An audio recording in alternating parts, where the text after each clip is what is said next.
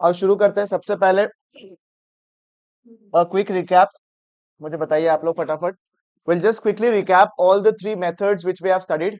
ठीक है, उसके बाद में जो लास्ट टॉपिक बचा हुआ है अपना वो करेंगे, and then will probably move on to a bit of sums which will pass on to tomorrow also. ठीक है, आइए बताइएगा मुझे सबसे पहले आपने तीनों मेथड्स पढ़े थे। ठीक है, सबसे पहला मेथड आपने कौन सा पढ़ा था? अभी तक मैं ये अज्यूम कर रहा हूँ कि आपके वैम के सम्स हो गए होंगे एटलीस्ट, एंड वैम में आप लोग कॉन्फिडेंट अनफ हो। ठीक है, आइएगा सबसे पहला था वैम मेथड आपका था। वैम में हम लोग कैसे निकालते हैं मुझे बताइए आप लोग। Value of output is equal to, है ना, सही लिखा ना? नहीं तो क्या है? Value added is equal to value of output minus intermediate consumption. Value of output had sales, change in stock, goods used for self consumption. Sales दो टाइप के थे।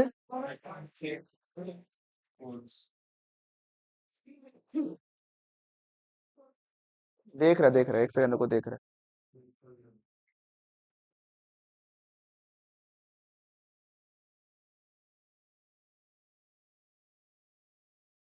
हेलो हेलो, इधर तो आ रहा है।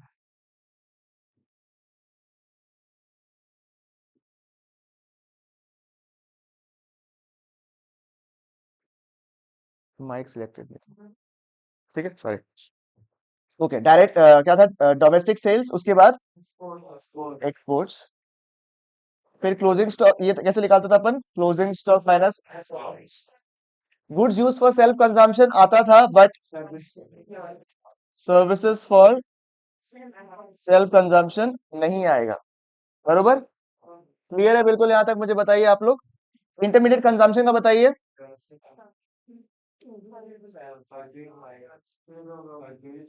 क्या क्या था मुझे बताइए। सबसे पहला था आपका परचेजेस एंड, बताइए आप लोग, हमको नहीं पता।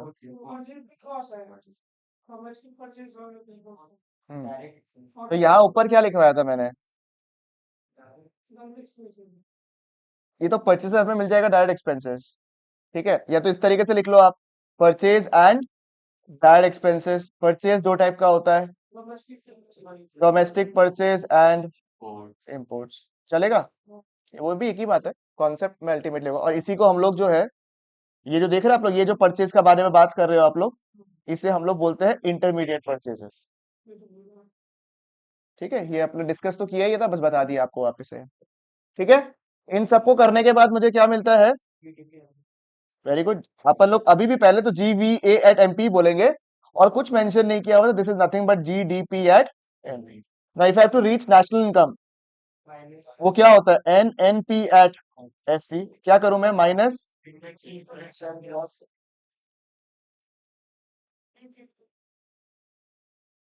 Will give me what? National income which is NNP at FC। चलेगा बिल्कुल यहाँ तक?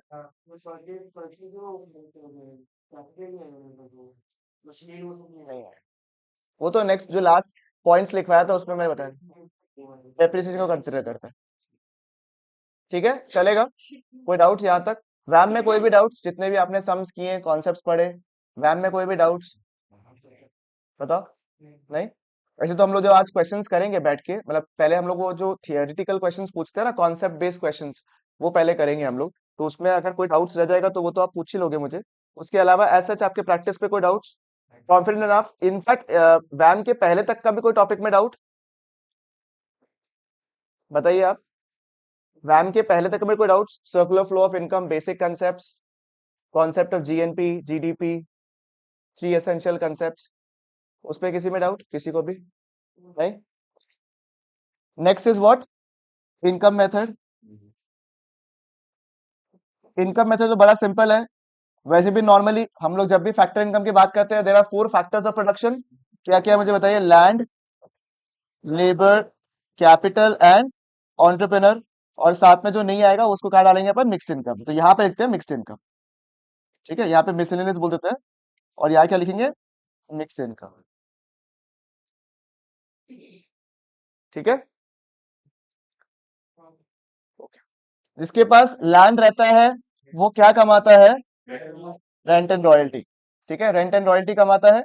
ये रेंट एंड रॉयल्टी जो है वो आपका एक्चुअल भी होगा एंड इम्प्यूटेड भी होगा। इम्प्यूटेड का मतलब क्या होता है?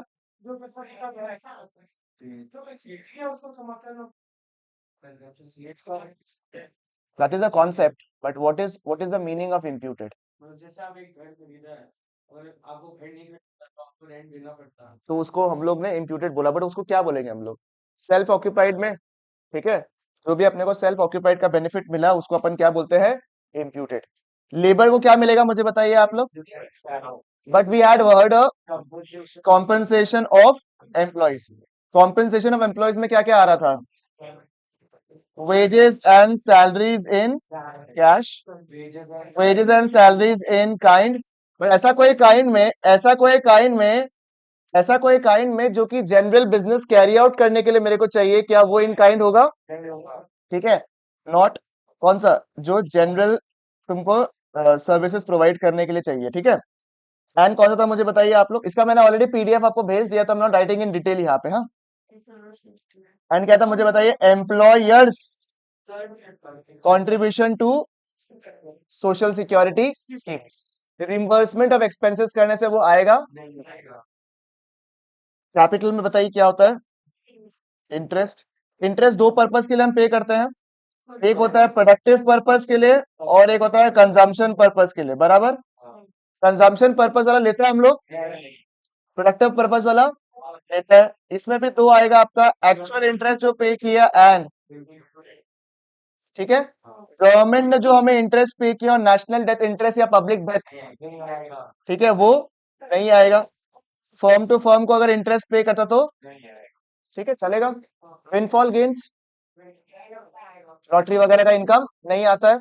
उसके अलावा शेयर्स का ट्रेडिंग, बॉन्ड्स का, और उसका ब्रोकरेज कमीशन वगैरह आ जाएगा। सेकेंड हैंड गुड्स अगर बेचा तो नहीं आएगा, बट अगर उसका कमीशन वगैरह दिया तो आ जाएगा।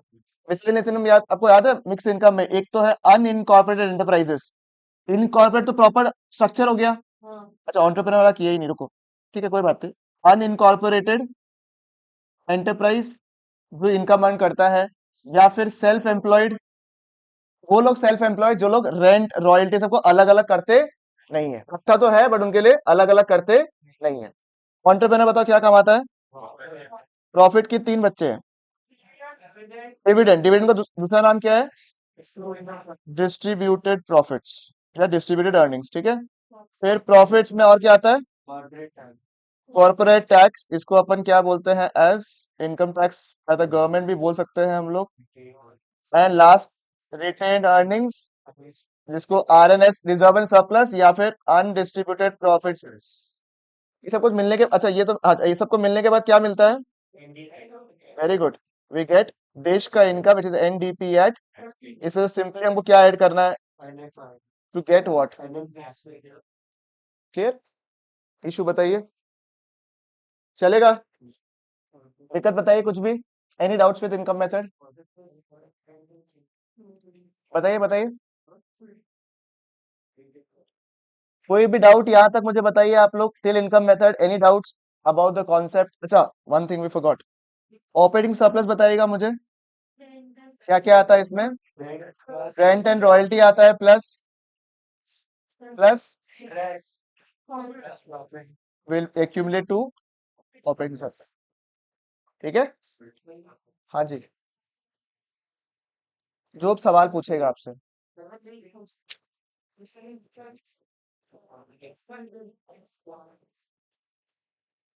ये ना लिखा हुआ है, ठीक है, ये रहा। चलेगा? Done, income method sorted. Toral ji, अब एक्सपेंडिचर मेथड आप बताएगा। पूछो क्यों, कैसी मन है? नो स्पेसिफिक रीजन, नहीं वहाँ पे नहीं घुमाना है, बुक नहीं घुमाना है। आप बोला था ना पढ़ के आओगे, मैं नहीं बोलता हूँ। क्यों, कल बोला नहीं था पढ़ के आएगा? बोलो, कल बोला था या परसों बोला था? परसों बोला था। बताओ, एक्सपेंडिचर मेथड में कितने कंपोनेंट्स होते हैं? चार। क्या क्या है? वेरी गुड टोरल, ऋषभ बोलो।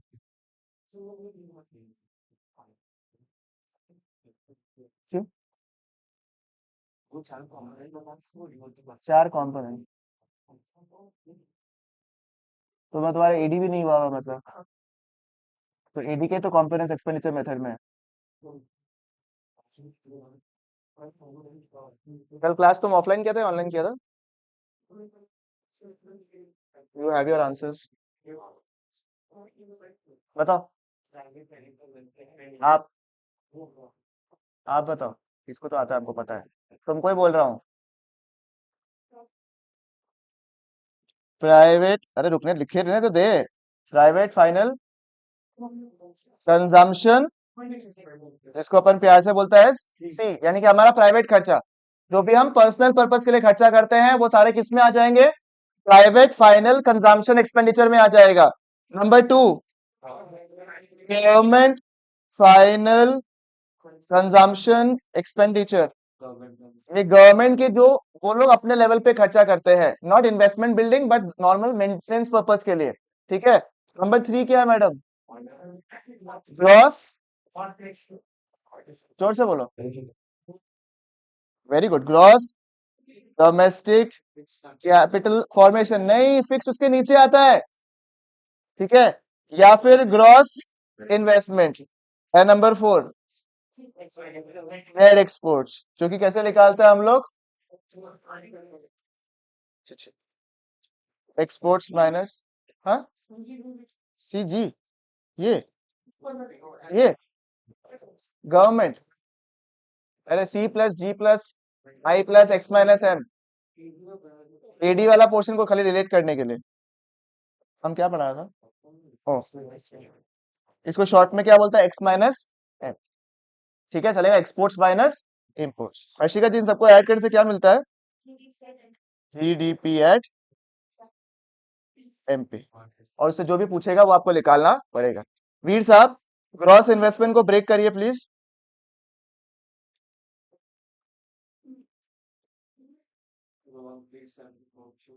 इसका दूसरा नाम बताओ। अरे वेरी गुड वीर, पता करने का। हाँ तो बोल रहा, gross domestic capital formation. How many babies रह सर? तीन बच्चा होता है इसका। तीसरा वाला कौन करवाया था? अच्छा, दो का, अच्छा अच्छा समझ गया। चेंज इन इन्वेंट्री को एक और नाम क्या है भाई? Very good, inventory investment. और क्या था? ग्रॉस,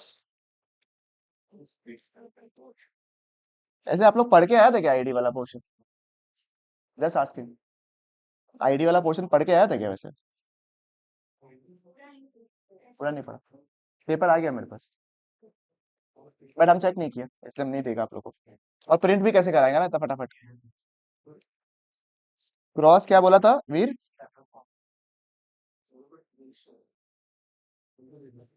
इसमें बताओ, इसके कितने बच्चे थे? अपने हिसाब से बता दो कितना है। ठीक, बता। Cross residential, cross public investment, cross, कोई ऐसे सेवा का है क्या? सेवा का नहीं ना। ठीक है, इन तीनों को जोड़ने से क्या मिलता है? Gross fixed capital formation. इन दोनों को जोड़ने से क्या मिलता है? ग्रॉस इन्वेस्टमेंट या फिर gross domestic capital formation. Done? ठीक है, हो जाएगा। एक्सपेंडिचर तो कोई डाउट? पक्का?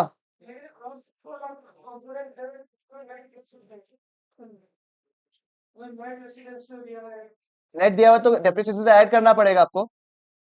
ग्रॉस वर्ड अगर नहीं दिया हुआ, नेट वर्ड दिया हुआ, तो आपको डेप्रिसिएशन से, अगर ग्रॉस और नेट दोनों दिया हुआ रहेगा that means they are indirectly telling you to calculate depreciation. We have a list of around 8 to 10 questions I believe, जो मैंने उसका पहले पीडीएफ भी बनवा के आप लोगों को ग्रुप में दिया था। If somebody is valid enough तो वो निकाल लेगा, जो हमने शुरू में करवाया था। वो 10 क्वेश्चंस भी बहुत अच्छे क्वेश्चंस थे to be very honest. Like to start off at least उतना तो आपको कर लेना है, मतलब वो चीज। उसके बाद तो आपको सारा ही करके देखना है, वो अलग बात हो गया, बट एटलीस्ट उतना तो कर लेना है, because all those were exam based questions which were asked. ठीक है, समझ में आया आपको? क्लियर है? डन है? यहाँ तक मुझे बताइए, एब्सोल्युटली क्लियर? ठीक है, अब पहले मैं कॉन्सेप्ट दूंगा आप लोग को, then will try to solve the questions. Sandeep लोग है अपने पास में यहाँ पे? I forgot to inform you also. है, हो जाएगा मैनेज अपने तरफ से। Okay great. हाँ साहब मिल गया, वेरी गुड। एक बार शेयर कर दे वापस भाई ग्रुप में। चलिए अपन लोग will move on to the last topic, जो कि आप लोग के लिए एग्जाम पर्सपेक्टिव से इज सुपर डुपर इंपॉर्टेंट। ठीक है, it is super duper important क्योंकि एग्जाम में आपका इस पोर्शन से एग्जाम्स में बहुत क्वेश्चंस पूछते हैं। ठीक है, tentatively our last portion of the chapter which is two concepts. One is will study about national income at current price, national income at constant price. फिर जीडीपी के बारे में हमने बहुत पढ़ा है, बट क्या जीडीपी में कोई कमियां नहीं है, उसके बारे में भी हम लोग पढ़ेंगे। ठीक है, and finally will and up with another topic which is green GNP. ठीक है, and the chapter would be over. अब बात समझेगा, जब भी हम जीडीपी आज तक निकाले हैं, या फिर हमने जीडीपी की कैलकुलेशन की है, या फिर हमने अभी मेथड्स भी देखा जीडीपी का, उसमें अगर आप एक कॉमन चीज देखोगे तो वहां पे ये नहीं बताया हुआ है कि जीडीपी हम लोग निकाल कौन से डेट पर है। वी आर अज्यूमिंग कि जीडीपी अगर हम निकाल रहे हैं तो हम लोग करंट ईयर के हिसाब से जीडीपी निकाल रहे हैं। बट अगर आप नोटिस करो, करंट ईयर में अगर मान लो जीडीपी इंक्रीज भी हो गया, तो उसके कई सारे फैक्टर्स हो सकते हैं। One that we have actually done well, हमारा प्रोडक्शन कैपेसिटी बढ़ गया है, हमारे गुड्स एंड सर्विसेज का क्वांटम इंक्रीज हो गया, बहुत सारा रीजन हो सकता है, राइट। उसके अलावा there is another reason which is कि हो सकता है कि प्राइस जो बढ़ा है, ultimately the value is in what, prices, sorry the value is in what, rupees, माफ करिएगा। ठीक है, तो अगर रुपीस में वो जीडीपी के बारे में बात कर रहे हैं या नेशनल इनकम के बारे में बात कर रहे हैं, तो देयर इज अ पॉसिबिलिटी कि भाई सिर्फ प्राइस बढ़ने की वजह से हमारा जीडीपी या फिर नेशनल इनकम जो है इंक्रीज हो चुका है। पॉसिबिलिटी है। ठीक है, if I have to compare with, like for example हमें सरकारें का वो करना है, हम लोग को जब डिसीजन लेना है कि सरकार कौन सा सरकार अच्छा काम किया है, which government has perform well, और we have to really look into the actual change in the quality of goods and services और the quantum of goods and services. तो हो सकता है कि जो करंट ईयर के हिसाब से, प्राइजेस के हिसाब से जो हम हर साल जीडीपी निकालते हैं, वो शायद, वो निकालना तो है ही, वो फेयर भी है, but we also have to compare. If you have to compare that, then it will not be fair, right? For example, आपके मम्मी पापा ने भी पढ़ाई किया है, आप भी पढ़ाई कर रहे हो, ठीक है, over the period of time, due to proper educational systems, availability of resources, do you think that you people are doing very well then in comparison to percentage की बात कर रहा हूं मैं, ठीक है, not otherwise। ठीक है, परसेंटेज की वाइज में आप लोग बहुत ज्यादा कर रहे हो।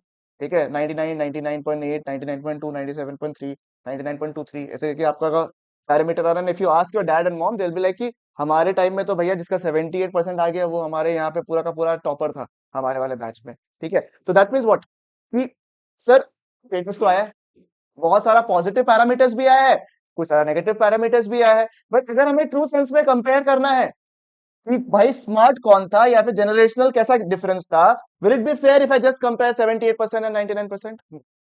हमें कुछ ऐसा एक कॉमन ग्राउंड में आना पड़ेगा जहां पे हम डिस्कस कर सके कि एक्चुअली में आपका कितना चेंज हुआ है। अब जीडीपी में भी सेम चीज है, हमें अगर एक्चुअली में जानना है कि जीडीपी में आखिरकार कितना गुड्स एंड सर्विसेज एक्चुअली में प्रोड्यूस हुआ है, तो आप मुझे बताइए, we also calculate two kinds of GDP और नेशनल इनकम। ठीक है, बात समझ में आया आपको? एक तो हम हमेशा हर साल निकालेंगे, अब हर साल थोड़ी ना मुझे अपना रिपोर्ट कार्ड मम्मी पापा से कंपेयर करना है, तो हर साल तो मेरा जो है रिजल्ट जो आ रहा है वो तो आते रहेगा, which is GDP at the current prices और national income at the, whenever I say GDP, आप उसको नेशनल इनकम के साथ भी चिपका सकते हो, दोनों के कॉन्सेप्ट एब्सोल्युटली क्या है, सेम है। जैसे शुरू में शायद नेशनल इनकम लिखा हुआ है ना यहाँ पे, तो नेशनल इनकम बोलूंगा तो जीडीपी का कॉन्सेप्ट भी सेम है। एक तो हम लोग निकालते हैं कॉमन सेंस वाली बात है, जो कि है national income eight, which is what?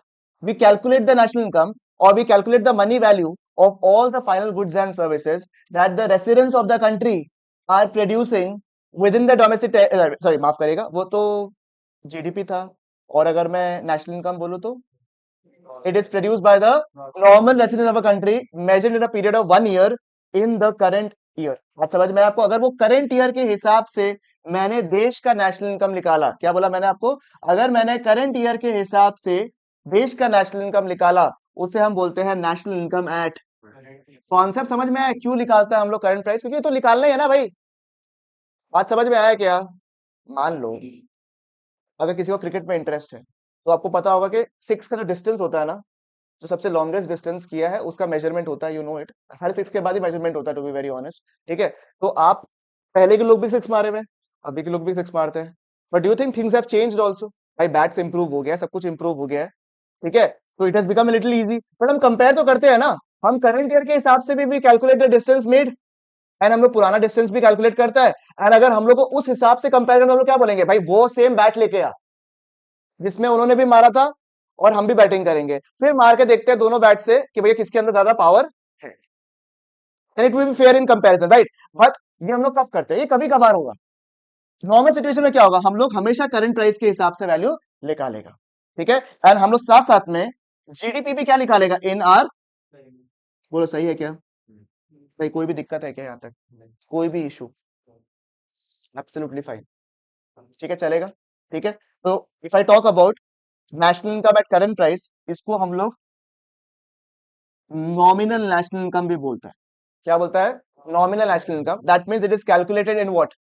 Eight the current years. ठीक है, price at the current prices. ठीक है, बात समझ में? करंट ईयर के प्राइस के हिसाब से होता है। और जीडीपी में भी क्या होगा सर? ये नॉमिनल जीडीपी, और ये भी हमारा जो सेम ईयर या फिर करंट ईयर के हिसाब से कैलकुलेट किया जाता। Similarly we also have a national income, जो कि हम निकालते हैं, उसको बोलते हैं national income at constant price. इसको हम लोग रियल नेशनल इनकम भी बोलते हैं, क्योंकि सर ये ना फोकस प्राइस के ऊपर नहीं कर रहा है, ये फोकस कर रहा है कि भाई सच में कितना गुड्स एंड सर्विसेज प्रोड्यूस हुआ है। ठीक है, इसे हम बोलते हैं क्या? Real national income. अब इसमें कंपेयर कैसे करें? मतलब obviously I can not go back in time and do it ना। तो हम लोग क्या करते हैं, for fair basis we consider a year. ठीक है, वी कंसिडर वन ईयर जहां पे चीजें बिल्कुल नॉर्मल है, बिल्कुल क्या है, नॉर्मल है, उसको हम मानते हैं बेस ईयर। किसी ने भी अगर पिछले साल, आपको पता होगा इंडेक्स नंबर्स अगर पढ़ा होगा, ठीक है, statistics last chapter index numbers, जिसमें से सेंसेक्स निफ्टी, सेंसेक्स क्या हुआ, 100 पॉइंट से शुरू हुआ, निफ्टी जो है 100 पॉइंट से शुरू हुआ, मान लो एग्जाम्पल बता रहे हैं, और फिर over the period of time वो सेंसेक्स निफ्टी बढ़ता रहा, अभी 23,000 हो गया मान लो निफ्टी। ठीक है, तो वो कैसे बढ़ा? वो इंडेक्स के हिसाब से बढ़ रहा है, कि जैसे जैसे मार्केट मूवमेंट कर रहा है उसी इंडेक्स के हिसाब से निफ्टी भी बढ़ रहा है। तो ये nothing but an example of what index numbers है आपका। तो बेसिकली इंडेक्स नंबर्स में कंपेयर करने के लिए हमें एक बेस ईयर लेना पड़ता है, एक ऐसा साल जहां पे मैं कंपैरिजन कर सकूं। मान लो मुझे बीजेपी सरकार और कांग्रेस सरकार को जो है, या एनडीए सरकार को कंपैरिजन करना है मुझे। ठीक है, एनडीए एंड यूपीए को मेरे को कंपेयर करना है, तो आप मुझे बताइए, मैं एक ऐसा साल लूंगा जहां पे इट विल बी पैरामीटरली कॉमन, कि उस साल में भाई यूपीए सरकार ने क्या प्रोड्यूस किया, गुड्स एंड सर्विसेज, और भैया एनडीए सरकार क्या प्रोड्यूस कर रहा है, गुड्स एंड सर्विसेज। उसके हिसाब से do you think I can make a fair comparison?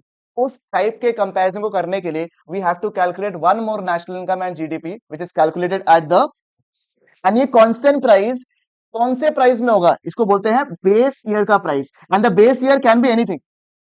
बात समझ में आया? बस बेस ईयर ये बोलता है कि ऐसा कोई साल लो जिसमें हमारे इकोनॉमिक इवेंट्स बिल्कुल नॉर्मल थे। बात समझ में आया आपको? क्लियर है? मतलब अगर मुझे 2012 को या 2014 को एक बेस ईयर लेना है, तो व्हाट विल आई डू, 2014 का जो प्राइजेस था उसको निकाल लूंगा। ठीक है, उस पहले के पीरियड में उसमें मोटा मोटी कितना गुड्स एंड सर्विसेज प्रोड्यूस हुआ है, और उस वक्त इनका कितना प्रोड्यूस हुआ है, ताकि we can make a fair comparison out of. बात समझ में आया आपको? क्लियर है? पक्की बात। इसको हम लोग बोलते हैं as, sir why real national income? Because it shows the true picture of economic growth, and इसीलिए इसको इंक्रीज इन, आप लोग कहीं कहीं बुक्स में लिखा लिखा हुआ रहेगा, देखो, increase in real national income. तो रियल नेशनल इनकम का मतलब क्या होता है? जब हम लोग नेशनल इनकम निकालते हैं at a base year at a constant price. बात समझ में आया आपको? इसको, बिकॉज ये फोकस किसके ऊपर करता है, प्राइस के ऊपर नहीं, किसके ऊपर, केवल और केवल आउटपुट के ऊपर। इसीलिए ये ट्रू पिक्चर दिखाता है। ठीक है, it shows the true picture of economic growth because number one, it focuses on the real national income, number two, it is focusing only on the output level of the country. समझ में आया आपको? Now if imagine करो कि आपके पास में ये भी दिया हुआ है, ये भी दिया हुआ है। ठीक है, you have the price of the current year also, and you also have consider the price of the base year. Possibility है, पक्की बात। और मुझे जानना है भी क्यों निकालना, समझेगा बात को? मेरे को अगर केवल आउटपुट कंपैरिजन करना है, सुनना बात को, अगर मेरे को सिक्स में जो कैलिबर था, बैट्समैन का जो सिक्स का कैलिबर है, सिक्स मारने जो कैलिबर है, वो चेक करना है, तो मैं क्या बोलूंगा, मुझे बताओ, बैट का क्वालिटी कितना इंप्रूव हुआ है over the period of last 10 years, मेरे को बता दो, उतना मैं उसको एडजस्ट कर दूंगा, तो मुझे मोटा मोटी आइडिया हो जाएगा। बैट का पावर की वजह से, बैट का जो क्वालिटी है उसकी वजह से भाई बैटिंग हिटिंग कितना पावरफुल हो गया है, उसका अगर मुझे आप परसेंटेज या डिग्री बता दो तो मुझे मोटा मोटी आइडिया हो जाएगा कि दोनों का दोनों प्लेयर्स कहाँ पे खड़ा होता है। मान लो सचिन जो है एक पर्टिकुलर एरा में है, सचिन जो है वो एक सिक्स मारा जो कि इतना डिस्टेंस गया। अब मैं उसको कंपेयर कर रहा हूँ इससे विराट कोहली, ठीक है? तो विराट कोहली का अगर मैं निकाल दूं कि उसका जो बैट इंप्रूवमेंट जितना हुआ है वो कितना था, उसके हिसाब से उसको एडजस्ट करके, क्या मैं एडजस्ट करके उसका भी निकाल सकता हूँ? Can I do the comparison और नॉट? मुझे बताइए आप लोग। The answer is what? Yes sir. ठीक है, तो यही सेम चीज हम लोग यहाँ कर सकता है नहीं कर सकता है कि हमारे पास में वी हैव अ प्राइस और a national income of current price, and we also have a national income of. उसके थ्रू क्या मैं ये निकाल सकता हूँ कि देश में कितना प्राइस चेंज हुआ है? निकाल सकता हूँ या निकाल सकता हूँ? मुझे बताइए आप लोग कि देश में कितना प्राइस चेंज हुआ है। उसको मैं, अगर मेरे पास करंट ईयर का नेशनल इनकम भी दिया हुआ है और जो बेस ईयर मैंने माना ना उसका भी मेरे पास नेशनल इनकम दिया हुआ है, तो उसके through can I calculate the change in price? ठीक है, जिसने प्राइस इंडेक्स पढ़ा था उनके लिए तो बड़ा इजी होगा, आपको याद होगा P1/P0 × 100 निकालता है, बट जिनको नहीं पता, देखो हम लोग कैसे निकालेंगे, how do we compare this?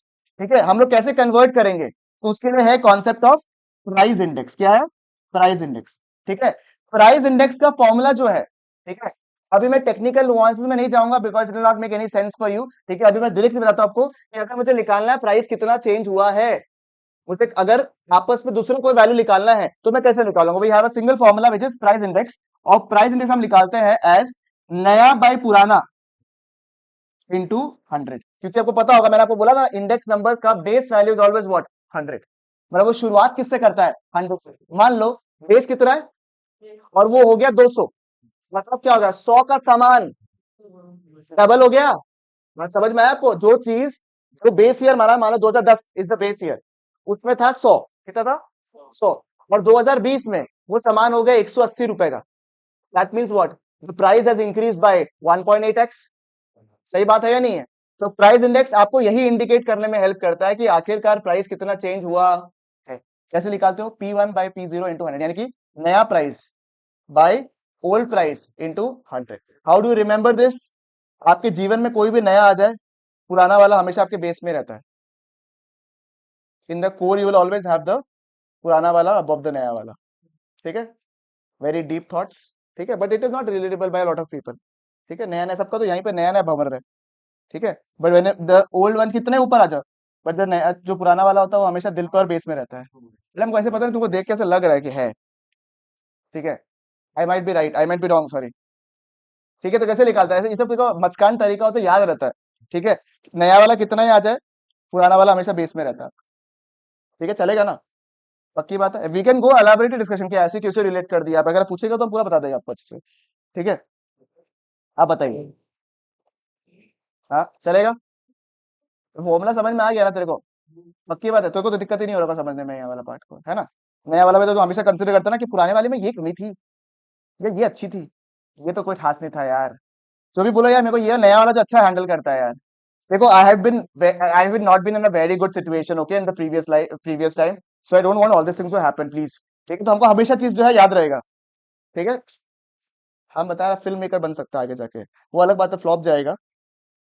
ठीक है, तो इसको कैसे निकालेंगे मुझे बताइए? नया बाय पुराना इंटू 100 कैसे निकालेंगे? National income and current prices by national income at constant prices into 100।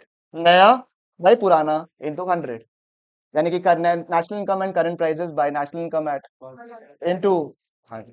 ठीक है, चलेगा बिल्कुल? यहाँ तक मुझे बताइए आप लोग, पक्की बात है आप लोग? 100%? ठीक है, ये इसका और कोई तरीका है याद कराने का विच इज लिटिल फनी?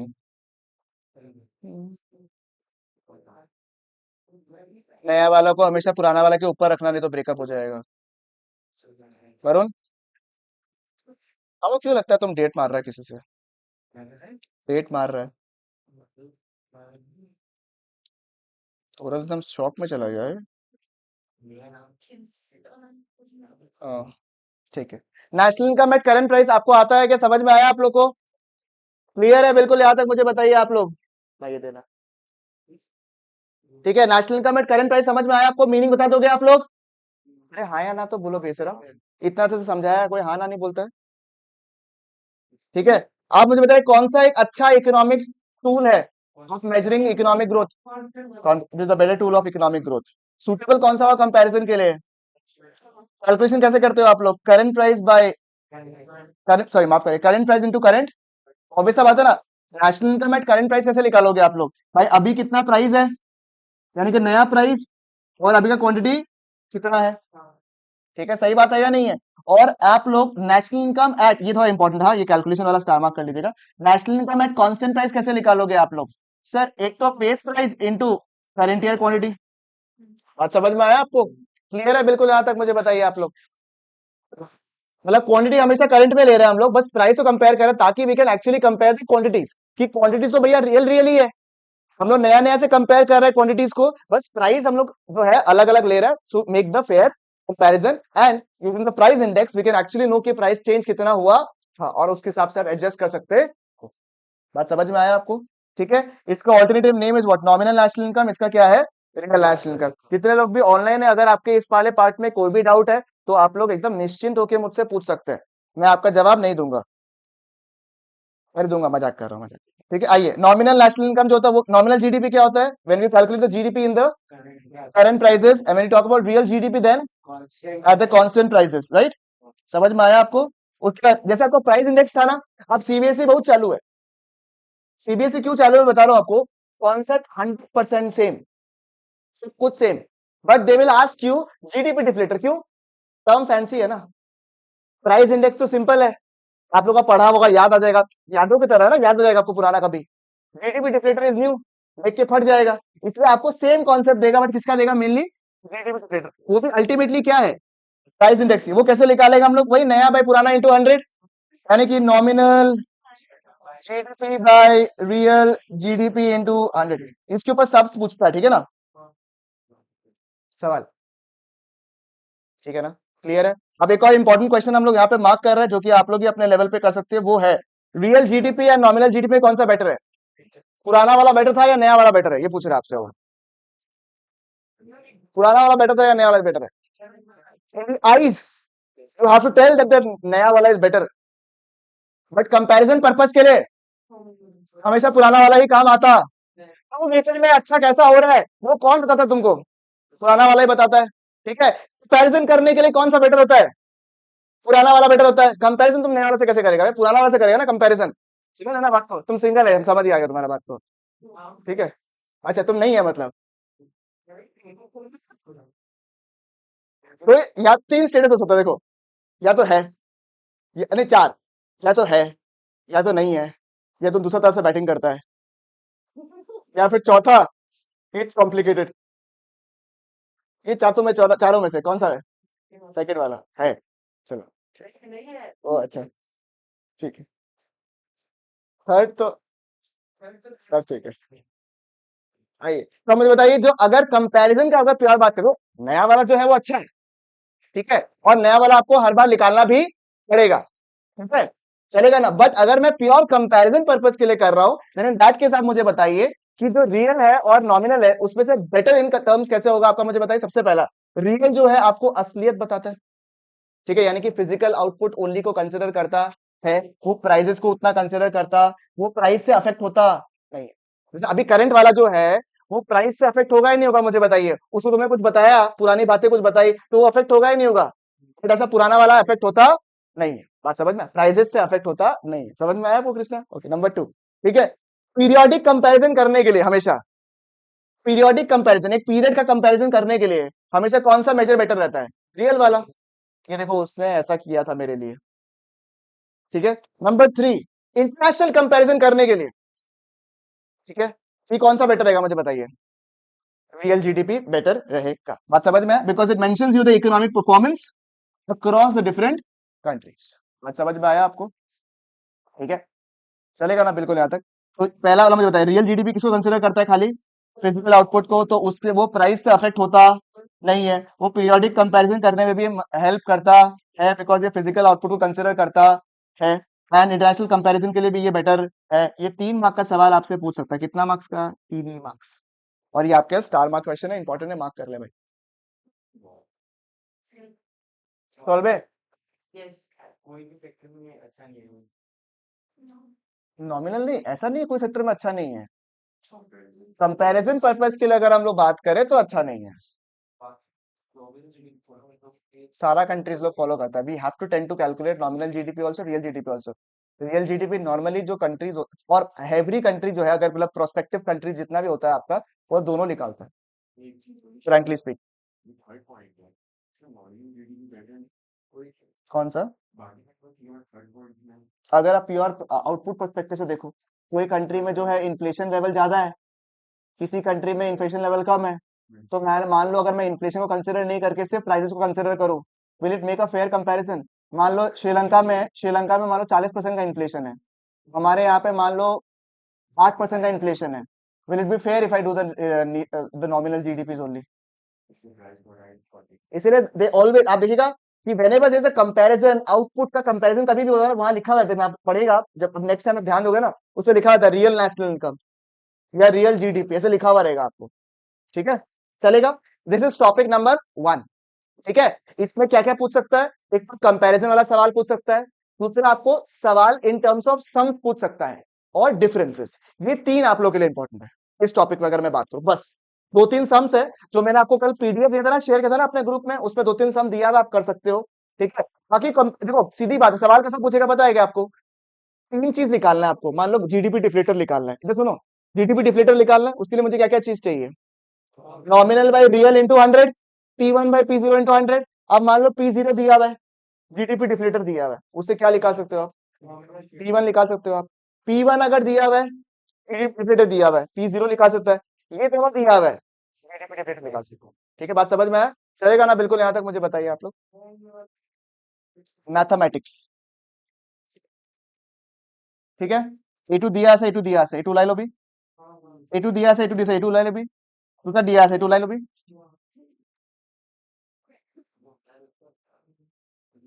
ठीक है, नेक्स्ट टॉपिक सुपर इंपॉर्टेंट, इसमें से आप एक्सपेक्ट कर लो क्वेश्चन आएगा ही।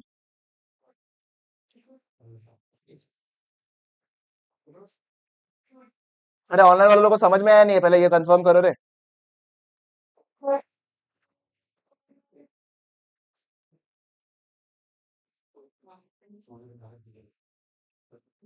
जिस स्पीड से तुम लोग बता रहे हैं ना, वो कंफर्म कर रहे हैं ना, 150 साल लगेगा।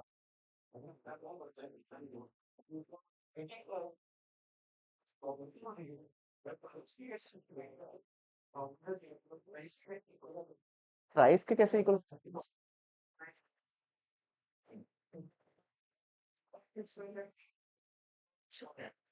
रेफरल पॉइंट देखो ना, when you talk about P1 we're taking into consideration new prices, the current year prices, hence the reference is given as P1 P0। वो formula P1 by P0 into 100 नहीं है ना भाई। हम इंडेक्स नंबर जब calculate करते हैं ना, जब हम प्राइस इंडेक्स निकालते हैं वहां पे, तो हम नए prices by old price into 100 होता है। अगर आपको थोड़ा याद होगा, आपने लास्ट पियर्स मेथड, पाशेस मेथड पढ़ा होगा आपने, अगर नहीं पढ़ा तो सीए में पढ़ लेगा। ठीक है, तो ये सब मेथड आपने पढ़ा था, तो आपको याद करो, शुरू में था सिंपल प्राइस इंडेक्स, जहां पे खाली प्राइस को कंसिडर किया था, फिर बाद में प्राइस एंड क्वांटिटी दोनों आ गया था, वो वाला ये। मतलब अगर आपको याद होगा तो लास्ट पियर्स और पैसेज जो था ना, वो वाला मेथड यहाँ पे आ रहा है। ठीक है, you don't have to remember all this things, that is not required, hence जो कॉन्सेप्ट है उसको आप पकड़ लीजिए खाली। डन। पहले से आप बहुत कुछ इंपॉर्टेंट आ रहा है क्या लाइफ में आपका? टिंडर में मैच आ गया क्या? चलिए, next topic, important concept, GDP and welfare. ठीक है, अच्छा, बहुत बच्चा लोग जो है वेलफेयर शब्द पढ़ते ही दे हैव अ माइंडसेट कि वेलफेयर का मतलब क्या होता है? भला करना किसी का। ठीक है, वृद्धि करना, सोसाइटी में रिक्वायरमेंट्स जो है उसको पूरा करना। Welfare in terms of economics is different. Welfare का मतलब है कि जो आपको मटेरियल वेलबींग चाहिए, वो आपको मिल रहा है नहीं मिल रहा है। अभी हमको बोलता है हमको आईफोन 16 प्रो गोल्ड प्लेटेड चाहिए पूरा का पूरा। ठीक है, 24 कैरेट गोल्ड, बोलता बन ही नहीं पाता, बोलता बनाओ। ठीक है, हाँ, फिर बोला चाहिए 24 नहीं, मतलब 22 बना दो, बट बना के दो, वो गोल्ड प्लेटेड चाहिए। तो अगर इसके पास में वो आईफोन आ रहा है, तो यानी कि he has the welfare quotient, because इसको जो मटेरियल वेलबींग चाहिए वो उसको मिल रहा है। ठीक है, GDP is often considered as the index of welfare. Sir welfare का मतलब क्या है? Welfare means a sense of material wellbeing among the people. ठीक है, और मटेरियल वेलबींग जो है वो डिपेंड किसके ऊपर करेगा? कि भाई तुम्हारे पास में कितना पैसा है, it depends on the greater per head availability of goods and services. So a higher GDP generally is taken as a greater higher welfare of a country और अ पीपल। बात समझ में है कि नॉर्मली अगर देखो देश में वेलफेयर का मतलब है तुम्हारे पास तुमको जो चाहिए वो तुमको सामान मिल रहा है नहीं मिल रहा है। सामान तुमको तब मिलेगा जब लोगों के जब गुड्स एंड सर्विस ज्यादा प्रोड्यूस होगा। अब कोई भी कंट्री ज्यादा गुड्स एंड सर्विसेज का प्रोड्यूस करेगा जब डिमांड आ रहा होगा। तो हेंस अगर हायर जीडीपी होता है it is generally consider as a higher economic growth, hence it is the most popular form of economic parameter. But आप मुझे बताइए ये जनरलाइजेशन करना बिल्कुल सही होगा क्या?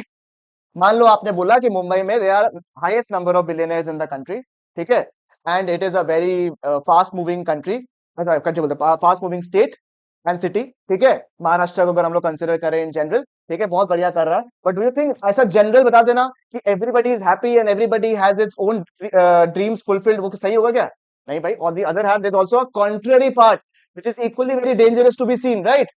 बात समझ में है? तो इसलिए GDP is considered as one of the parameters but it is not the only parameter which is there, और इसमें भी उनके लिमिटेशंस।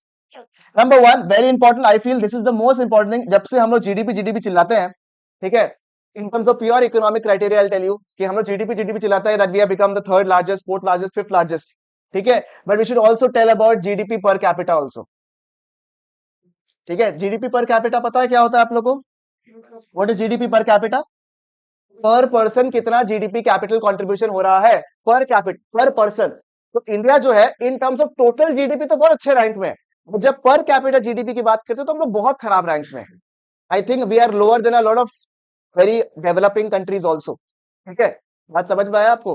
तो डिस्ट्रीब्यूशन ऑफ जीडीपी बहुत इंपॉर्टेंट। जीडीपी अपने आप में बता देता है कि इतना ट्रिलियन ऑफ इकोनॉमी हो गया, हम लोग इतना रैंकिंग है हमारा, बट वो ये नहीं बताता है कि इनइक्वालिटीज कितना है। Inequalities in distribution of the income में ऑल्सो इंक्रीज, यानी जैसे जैसे जीडीपी बढ़ता है कोई कंट्री में, ठीक है, और पर कैपिटा इनकम अगर कोई कंट्री गिर रहा है, that means the rich and poor के बीच में गैप क्या हो रहा है? बहुत बढ़ रहा है, कि कुछ लोगों के पास में जो पैसा है उसके पास बहुत पैसा है, और जो लोग नहीं है उनके पास में पैसा। एंड अगर ये होता है ना, whenever such a transition happens in an economy, the most affected crowd is the middle people, because they have to decide as to where they have to move, because from here to here is super difficult and not everybody can make it। यहां से यहां push करना difficult हो जाता है, because it is a problem। See, if you're in the middle zone, you will not compromise on a certain thing, you don't wish to compromise on certain things, right? Because आपको ये लगता है कि यार मैं तो मेहनत कर ही रहा हूँ, मैं कमा भी रहा हूँ, मैं टैक्सेस भी पे कर रहा हूँ, तो at least I get a basic amount of income, I stay in a better level of बोलते हैं ना स्टैंडर्ड ऑफ लिविंग, ठीक है। ऑन द कॉन्ट्रेरी जो लोअर में आप है, they have developed a mindset कि हाँ हम अगर अच्छा कर लेंगे तो अपने आप को पुश कर लेंगे, otherwise this is the fortune that we have right now. The luxury people they already have so much of wealth that they can multiply their wealth.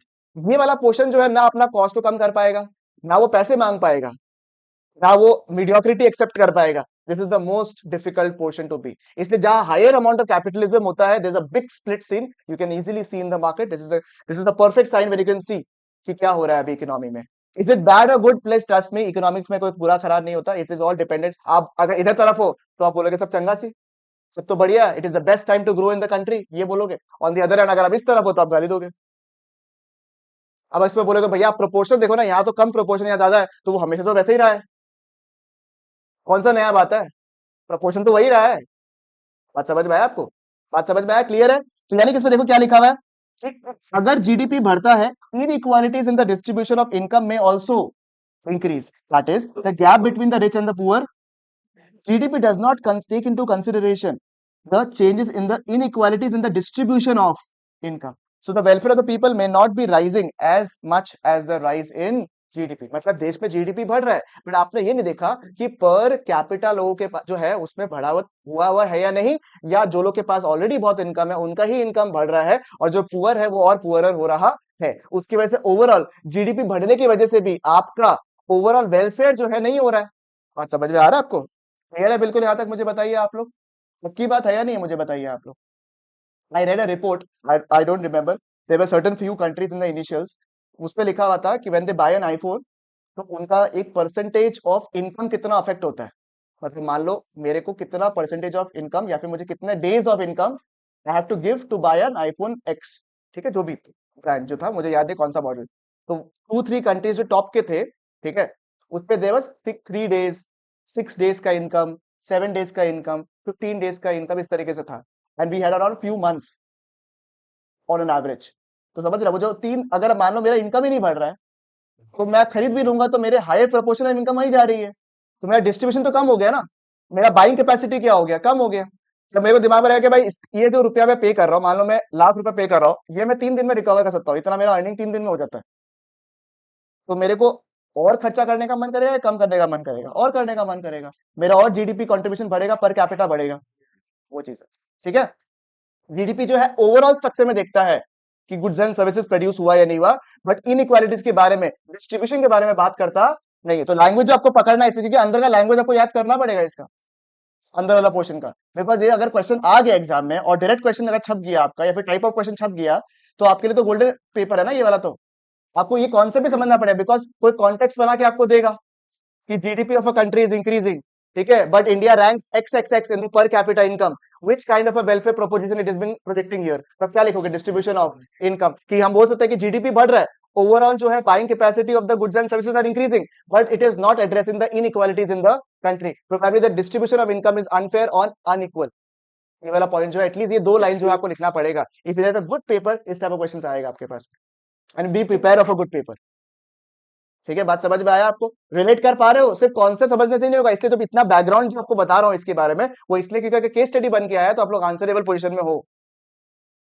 बात समझ में आया आपको। ठीक है, number 2, change in prices. Sir देखो, GDP जो है हर साल के हिसाब से हम कैलकुलेट कर रहे हैं, अभी भी पढ़ा ना nominal GDP, nominal national income पढ़ा था ना अभी अभी, तो वो करंट प्राइस के हिसाब से करता है या नहीं करता हम लोग? क्या आपको कभी भी लिखा हुआ जीडीपी एडजस्टेड टू इन्फ्लेशन ऐसा लिखा हुआ दिखता है क्या आपको कभी भी? दैट मीन्स वो प्राइसेस कौन सा कौन से पीरियड का कंसिडर कर रहा है, करंट ईयर का, तो यानी कि वो प्राइस जो इंक्रीज हो रहा है उसको भी कंसिडर कर रहा है। भले एक माल, एक बार सोचो कि 1 लाख यूनिट ही प्रोड्यूस हुआ है, इस साल भी हुआ, इस साल भी हुआ है, बट प्राइस बढ़ गया 20 रुपए से, तो उसकी वजह से जीडीपी तो बढ़ गया, बट इसमें क्या आउटपुट को कंसिडर किया या ओवरऑल ही कंसिडर किया आपने? बात समझ में? तो it is not a reliable index of welfare. बात समझ में आया आपको? प्राइसेस बढ़ गया है तो, वेरी इंपॉर्टेंट, ये एग्जाम में पूछ सकता है आपको, नॉन मॉनिटरी एक्सचेंजेस। ठीक है, नॉन मॉनिटरी एक्सचेंजेस में क्या होता है, कि डायरेक्ट क्वेश्चन आया हुआ है कि how non monetary exchanges is affecting the GDP welfare proposition.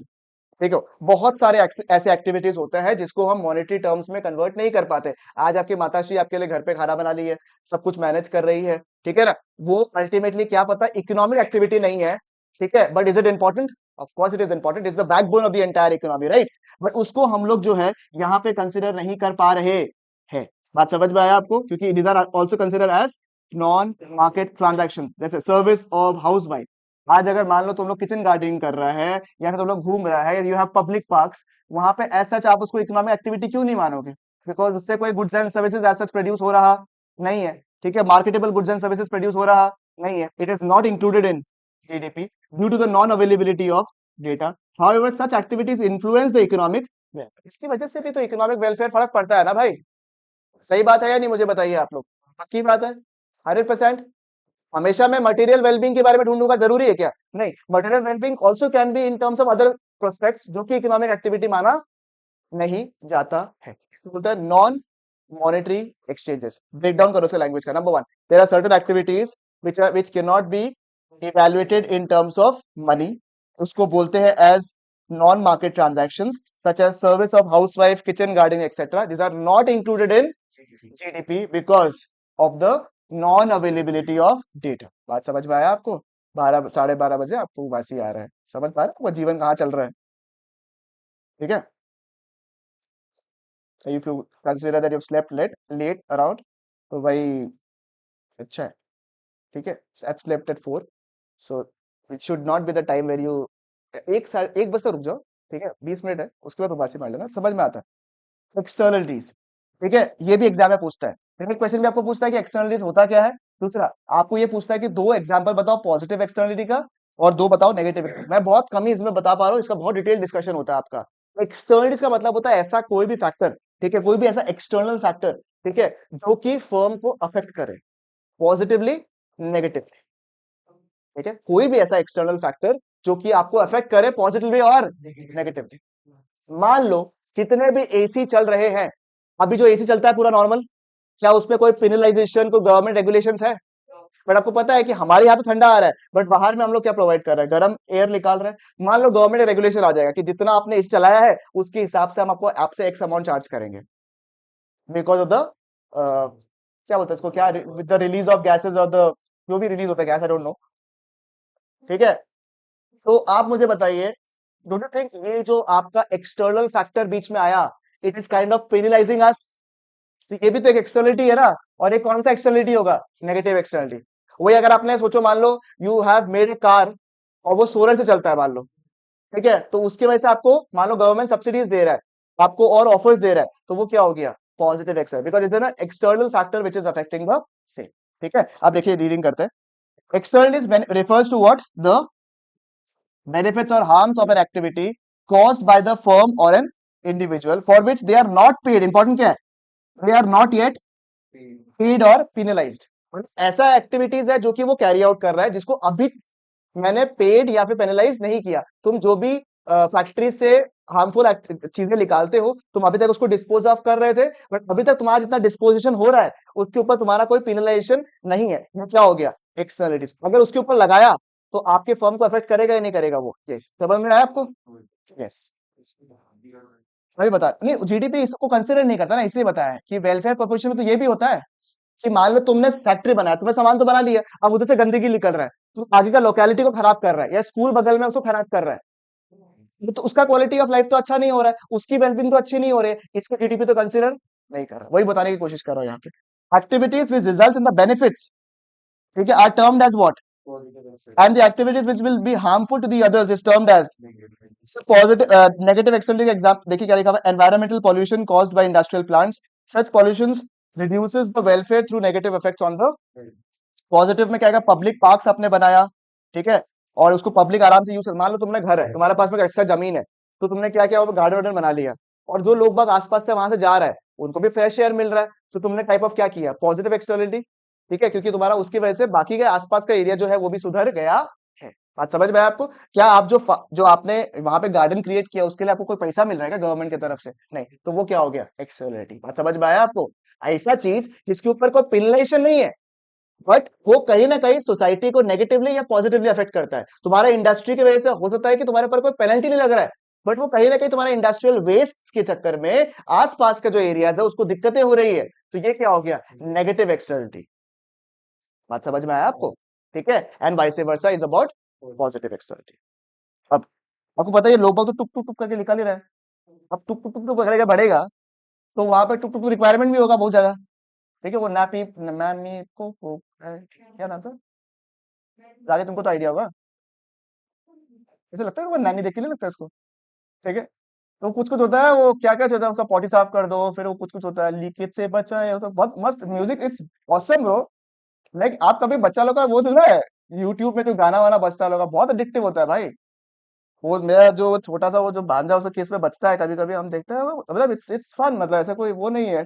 I feel bad, but it is very, वो कुछ टमाटर वमाटर का गाना बजाता है भाई, गजब है, वाइब है भाई उसमें, मतलब दिलजीत भूल गया था एक बार के लिए उसमें। तो आप मुझे बताइए, पॉपुलेशन बढ़ रहा है, बढ़ रहा, अभी भी बढ़ रहा होगा, ठीक है, जैसे जैसे पॉपुलेशन बढ़ेगा वैसे वैसे क्या रिक्वायरमेंट बढ़ेगा या नहीं बढ़ेगा? रिक्वायरमेंट बढ़ेगा तो जीडीपी भी बढ़ेगा या नहीं बढ़ेगा? आप क्या समझ रहे हो? पॉपुलेशन को बढ़ाने के लिए जो रिक्वायरमेंट है वो नहीं बोल रहे हैं, एज अ होल जब पॉपुलेशन बढ़ेगा तो उसकी जो रिक्वायरमेंट्स है in all terms would increase. बात समझ में आया आपको? क्लियर है बिल्कुल यहाँ तक? तो उसकी वजह से जीडीपी तो बढ़ेगा ही ना, देश में एक्स्ट्रा गुड्स एंड सर्विसेज तो प्रोड्यूस होगा। बात समझ में आया आपको? अरे I can be very bad, you just have to understand what I'm trying to tell you. I could have extended a line again also here.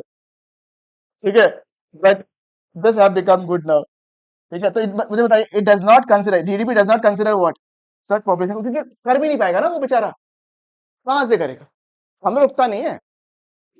ठीक है, सब तरफ से ग्रोथ के लिए भी आपको बढ़ाना पड़ेगा गुड्स एंड सर्विसेज, नहीं करने के लिए भी आपको गुड्स एंड सर्विसेज बढ़ाना पड़ेगा।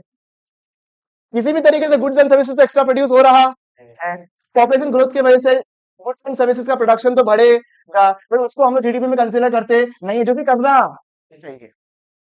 समझ में आया आपको? बहुत खुश है तुम, बहुत बढ़िया। ये 5 पॉइंट है, खत्म। ठीक है, उसमें से लेस इंपॉर्टेंट कौन सा है? पॉइंट नंबर 2 और पॉइंट नंबर 5, ये दो इंपॉर्टेंट। कॉम्पोजिशन ऑफ जीडीपी तो वही डिस्ट्रीब्यूशन ऑफ जीडीपी जैसा हो गया ना। एक बार लिखवा तो बताओ पॉइंट नंबर 6 क्या है, अगर 6 मार्क के लिए आ गया तो। इसका मतलब तो सेम ही है, कॉम्पोजिशन ऑफ जीडीपी। हाँ, इसके पास कितना कितना डिस्ट्रीब्यूशन है उसके बारे में बता रहा है यहाँ पे। लिख लो भाई, पॉइंट नंबर 6 लिख लो, composition of GDP. Point number 6 किताब में लिख लो, जो अपना वाला किताब यूज कर रहा है, कॉम्पोजिशन ऑफ जीडीपी लिख ली तोरल। तुमको ठंडा लग रहा है गर्म लग रहा है, मुझे समझ में नहीं आ रहा है। टोपी पहना रहे लोग। कॉम्पोजिशन ऑफ जीडीपी, रानी तुमको दिख रहा है ना साइड से? हितेम साहब को क्लियर हो गया बढ़िया से? हो रहा है क्या? अच्छा अच्छा। आगू है क्या जो तुम्हारा हो रहा है? पढ़ो पढ़ो। आपको 2 मिनट का समय दे रहे हैं, बाकी ऑनलाइन वाले लोग बताइए कोई डाउट है तो। We have just left with one paragraph which is green GNP। Sir इसको अलग से स्पेशल ट्रीटमेंट क्यों? क्योंकि एग्जाम में पूछा नहीं आज तक, इसलिए इसको अलग इज्जत दे रहे हैं। ये कौन था? इधर वाले तो किताब ही लाया क्या? ये ले। ठीक है चलेगा। चलिए प्लीज पढ़े और यहीं पे खत्म कर लीजिए रानी जी, ठीक है ना अर्शिका?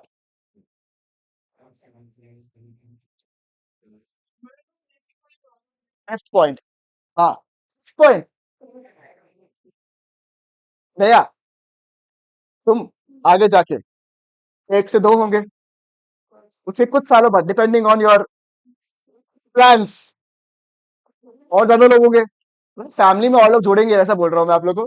जैसे जैसे लोग बढ़ेंगे वैसे वैसे आप लोग के गुड्स एंड सर्विस की रिक्वायरमेंट ज्यादा होगी नहीं होगी।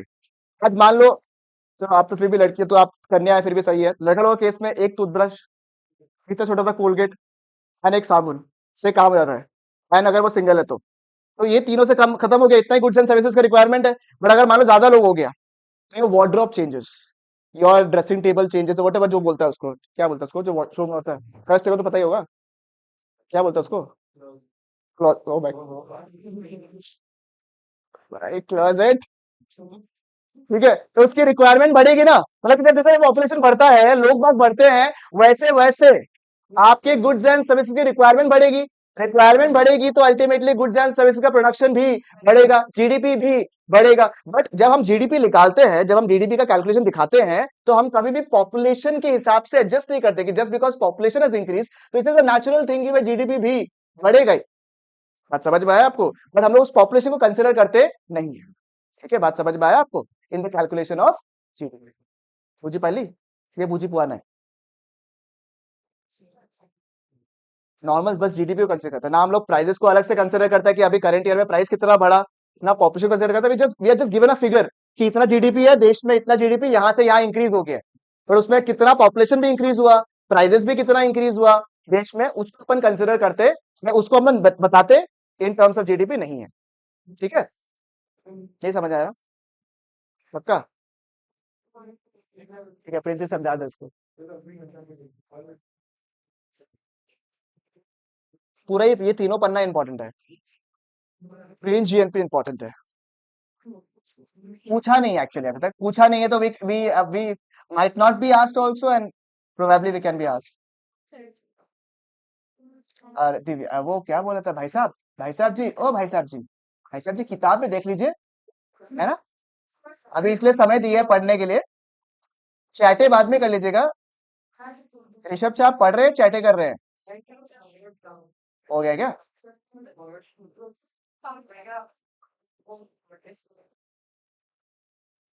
दोबारा हम ढूंढ रहे हैं, टेंशन मत करो।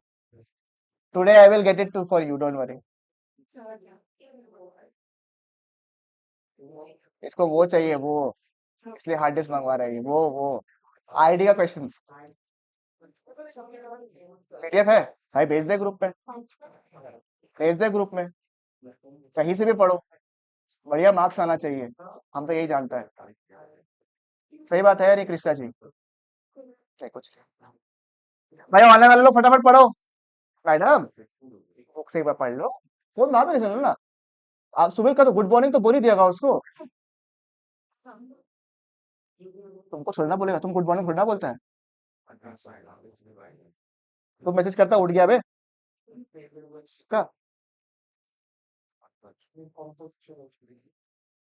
भाई इसको खत्म कर लो अभी, क्यों खत्म करना है इसको, अभी खत्म करवा रहे हैं, खत्म कर लीजिए। जो ऑनलाइन वाला लोग है वो लोग भी खत्म करो भाई।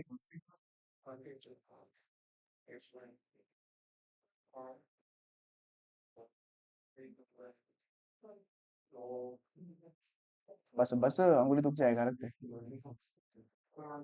मम्मी को मैसेज कर। Good boy. Kitchen clear. Kitchen gardening. ओहो टमाटर वाला। हाँ। ओ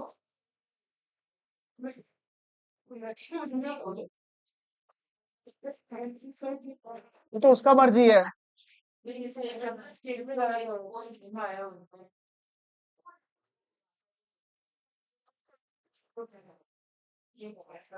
होगा। Self consumption. Good use for self consumption.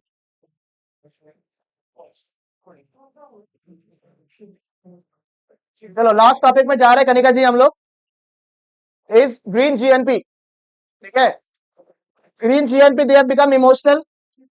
बोलेंगे देखो देखो देखो, गुड्स जो प्रोडक्शन है वो भी सही है। गुड्स का प्रोडक्शन करना जरूरी है देखो। ठीक है, देश में अगर गुड्स एंड सर्विसेज प्रोड्यूस नहीं होगा तो कैसे होगा। बट हम लोग देख रहे हैं कि बहुत कट रहा है, प्रोडक्शन के चक्कर में बहुत कट रहा है पेड़। ठीक है, पौधे, जगह, जमीन बहुत कट रहा है। तो हम लोग को प्रोडक्शन करना है गुड्स एंड सर्विसेज का। एंड हमें ये भी कंसिडर करना है कि एनवायरमेंटल डिग्रेडेशन उतना हो रहा नहीं है, मतलब प्रोडक्शन भी सही से हो एंड एनवायरमेंटल डिग्रेडेशन भी हो। ठीक है, नहीं हो, अच्छा नहीं हो, उससे हम लोग बोलते हैं एज ग्रीन टी। बात समझ में है आपको।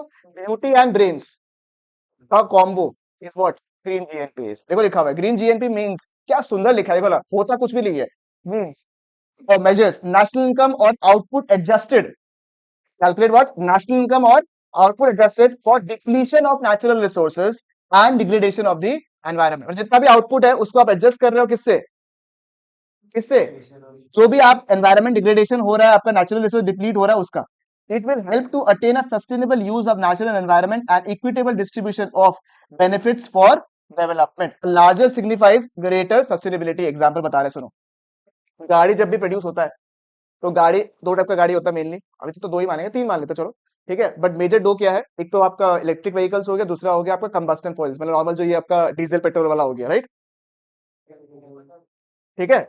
तो जो डीजल फ्यूल वाला है गाड़ी, वो आपको पता ही है पोल्यूशन क्रिएट करता है। तो आपको पता होगा इंडिया में स्ट्रिक्टर नहीं हुआ, बाहर में क्या बोलता है कि अगर आप डीजल पेट्रोल वाला गाड़ी बनाते हो तो आपको ना कार्बन क्रेडिट्स खरीदना पड़ेगा based on the carbon emission. ठीक है, आपको कार्बन क्रेडिट्स खरीदना पड़ेगा, अगर आपके पास उतना कार्बन क्रेडिट्स नहीं है तो आपको फिर पेनल्टी लगेगा अलग से। ठीक है, तो अब कार्बन क्रेडिट्स जो लगाया आपके ऊपर गवर्नमेंट ने based on the amount of carbon that you manufacture, उसमें तुम्हारा प्रोडक्शन इम्पैक्ट हुआ या नहीं हुआ, क्योंकि तुम पूरा पैसा प्रोडक्शन में लगाने वाला था, अब तुमको थोड़ा पैसा कहाँ लगाना पड़ेगा to buy the carbon credits. तो यहाँ पे क्या होगा, बैलेंस हो गया ना ग्रीन जीएनपी का, कि तुमको प्रोडक्शन भी मैनेज करवाना है and also adjusting amount of degradation that you doing on the environment, उसको एडजस्ट करके आपको निकालना है। उससे क्या होगा कि डेवलपमेंट भी होगा और साथ में एनवायरमेंट जो हैम्पर हो रहा है वो भी थोड़ा सा कम अफेक्ट हो। मुझे पाली। ठीक है, ग्रीन जीएनपी समझ में आया क्या, थोड़ा डिफिकल्ट कॉन्सेप्ट है तो समझने में, अगर रियल लाइफ में अगर प्रैक्टिस करें, but this is the most easiest thing that we can make you understand. It is like almost like, आपने स्पेक्ट्रम सुना ना, स्पेक्ट्रम, यू डोंट नो, वो जो टेलीकॉम स्पेक्ट्रम्स होता है, लाइसेंसेस होता है, टावर्स का लाइसेंस पता है ना आपको, कुछ आइडिया। रिचार्ज होता है, रिचार्ज, आपको रिचार्ज दे दिया, वो एपीडीसीएल वाला जो रिचार्ज दे दिया आपको, फिर आप अपने हिसाब से उसको कंज्यूम करते रहिए रिक्वायरमेंट के हिसाब से। हाँ वेरी गुड। ठीक है, वैसे ही आपको कार्बन क्रेडिट्स देता है। आपके पास एक जो वो हो गया वाउचर कोड टाइप का हो गया आपके पास में, based on the carbon emission, और आप कैलकुलेट कर सकते हो उसके हिसाब से आपका जो कार्बन क्रेडिट है वो इस्तेमाल होते रहता है। ठीक है, समझ में आया आपको। उसके साथ हमने नेशनल इनकम का जो ये पूरा चैप्टर है in terms of concepts is over. अभी हम लोग करेंगे थोड़ा क्वेश्चंस। क्यों, खुशी किस चीज की, तुम तो सबसे पहले रेडी रहते हैं। इसका तो अगर 10 मिनट में देना हो गया, हो गया, बस करो यार। ईपी का क्या था यार, वो याद है तुमको, हम देखते हैं वो तुम्हारे लिए अगर कुछ है तो मेरे पास। अगर मेरा मानो तो मेरा एक नोट्स लिखा हुआ है, उसके क्वेश्चंस कर लो खाली, काफी है। 100% ईपी का।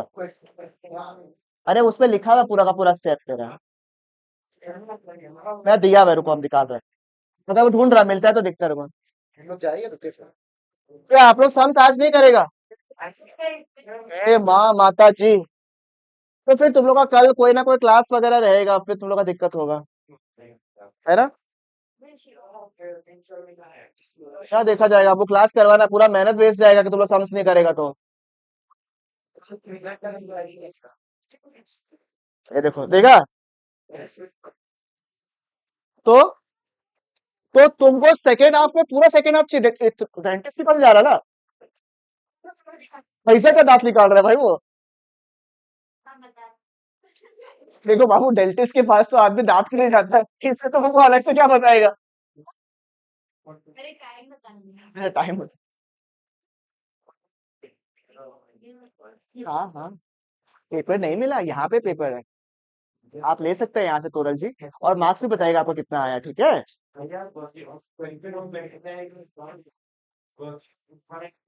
ओके। तो अभी तो दो तीन क्लासेस जो है, एक क्लास ऑफ नेशनल इनकम है, एंड तो you have doubt classes for foreign exchange वाला टॉपिक, फिर then you have question and answer वाला डिस्कशन, ये सब ही है। और कल बच्चों ने कहा एग्रीगेट डिमांड में फटाफट करके रिवाइज करा दीजिए, ये सब करवा देंगे। हाँ, तो इसी दौरान करवा देना ना, एक दिन डाउट क्लास बोल के रख दूंगा, 2 दिन, 2 क्लास में होंगे डाउट क्लासेस खाली, जिसका जो डाउट्स है आप लोग आराम से निकाल कर ले आओ। तुम अपना लिख के रखो डाउट वाला, जो है ना, जितना भी डाउट्स है आप लोग का, वो आप लिख के रखो। एक दिन आना या 2 दिन आना, आप लोग सारे के सारे डाउट्स इंडिविजुअल लेवल पे क्लियर कर लेना, और मैं बोलूंगा कि वो डाउट क्लास सभी लोग करो, क्योंकि हो सकता है कि तुमने वो कॉन्सेप्ट पढ़ा नहीं हो, या तो तुमने पढ़ा हो पर तुम्हारे डाउट नहीं आया हो, तो उसके थ्रू क्या होगा, उसका डाउट से तुम्हारा क्लियर हो जाएगा। तो वो 2 डाउट क्लास बहुत इंपॉर्टेंट है। Then I will require 2-3 classes for solving questions of the chapters. और क्या चाहिए होगा पता नहीं हमको। अभी मान लो 19 तारीख यानी कि 20 तारीख है, 10 दिन तो हमारे, 10 दिन क्या, वी हैव अराउंड 37 और 36 डेज ना अभी तो हाथ में। नहीं नहीं, 36, माफ करेगा, 16 डेज, माफी, 16 days we have, approx 16 to 17 days. 10 दिन अभी का, तो 7 तारीख के बाद तो कोई नहीं आने वाला भाई। हम वही, बस 7 इज द मैक्स, हम 7 तो मैक्स बोल रहा है। तो अपने पास में 15 दिन है, जिसमें क्वेश्चंस भी कराना है, टेस्ट भी लेना है। आप लोग का नेक्स्ट टेस्ट में फिर कल ले रहा हूँ, वो वाला कल ले लेता हूँ। मैक्रो का 1-2 क्लास कराने के बाद मैक्रो का ले लूंगा, खत्म नहीं हुआ ना मैक्रो का। अभी नेशनल इनकम में क्या बेच के लूं? ये तो भाई इसीलिए तो करवा रहा है, आईडी हो जाएगा ना। मैक्रो तो अभी 10 दिन लगा के हम पूरा दबा के लगा देगा। मेरा आईडी खत्म कराना बहुत जरूरी है तुम्हारा। और आईडी हम चाहेगा, सुनो ना एक बार, सुनो, एक सेकंड, एक मिनट रुको खाली। आईडी में आप लोग का एग्जाम कब है, ईपी का? और हम लोग का एग्जाम कब गिरेगा? बीच में कोई टाइम मिलेगा हल्का हल्का, आईडी रिवाइज करा देगा तुम लोग को हम। कोई भी टाइम स्लॉट नहीं है बीच में, भूल जाएगा तुम लोगों ने तो। 15 तो छोड़ दो,